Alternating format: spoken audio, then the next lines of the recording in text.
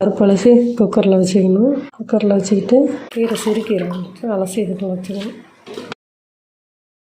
கீரை அலசி எடுத்து குக்கரில் வச்சு தண்ணி ஒரு சம்பளம் ஊற்றிக்கணும்.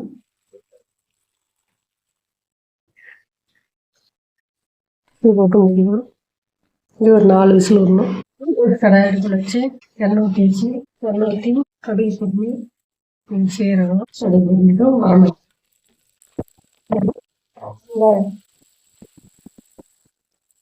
வெங்காயம் வணங்கும்போது தக்காளி போட்டுக்கலாம்.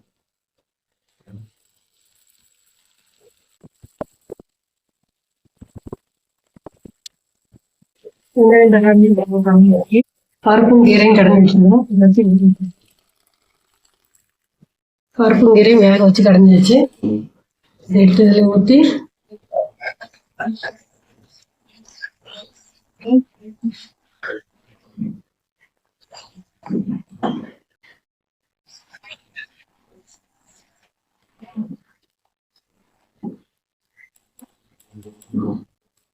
தேவைக்கு உப்பு போட்டுக்கலாம். இறக்க போகும்போது கொஞ்சம் பெருங்காயத்தூள் போட்டுக்கோங்க. பருப்பு கீரை இருக்கிறதுனால